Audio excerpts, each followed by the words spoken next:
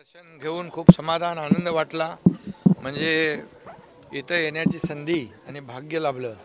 खरं म्हणजे खूप परिसर पाहिला, किती हजारो वर्षापूर्वीचा इतिहास आहे आणि इथं आता दर्शन घेऊन हे दर्शन झालं, आता अयोध्येचं दर्शन घ्यायचं आहे।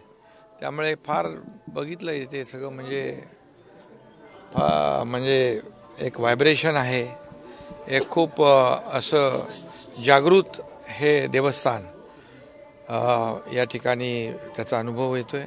खूप आनंदाने समाधान। या मंदिराच्या विकासासंदर्भात अनेक वर्षांपासून मागणी आहे। बिलकुल यामध्ये राज्य सरकार पुढाकार घेईल आणि आपले आमदार आशिष जयस्वाल त्याचा पाठपुरावा करतात, खासदार आपले तुमाने पाठपुरावा करतात आणि मला वाटतं याच्यासाठी आशिष कुठे आहे, त्याच्यासाठी काही या कामासाठी विकासासाठी काही कमी पडू दिलं जाणार नाही।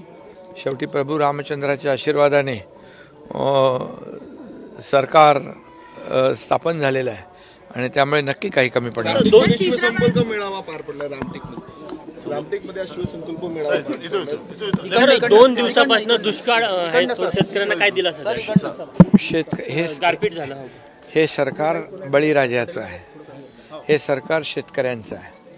म्हणून आपल्या सरकारने शेतकऱ्यांसाठी आतापर्यंत असे अनेक निर्णय घेतले जे यापूर्वी कधी घेतले नव्हते। मग नुकसान भरपाई देण्याचे निर्णय असतील, NDRFच्या दुप्पट निर्णय आपण घेतले, 2 हेक्टरची मर्यादा 3 हेक्टर वाढवली, शेतकऱ्यांना केंद्राप्रमाणे मोदी साहेबांचे 6,000 तसे 6,000 आपण दिले, पीक विमा 1 रुपयात दिली आणि हे नुकसान भरपाई देखील देताना कधी सरकारने हात आखडता घेतला नाही। आता जे गारपीट अवकाळी झालेलं आहे, शेतकऱ्यांना त्याची मदत मिळेल, शेतकऱ्यांना सरकार वाऱ्यावर सोडणार नाही।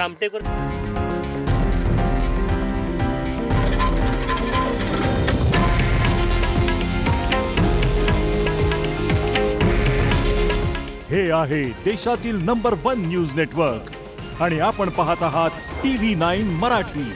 काळजी तुमची, हित महाराष्ट्राचं।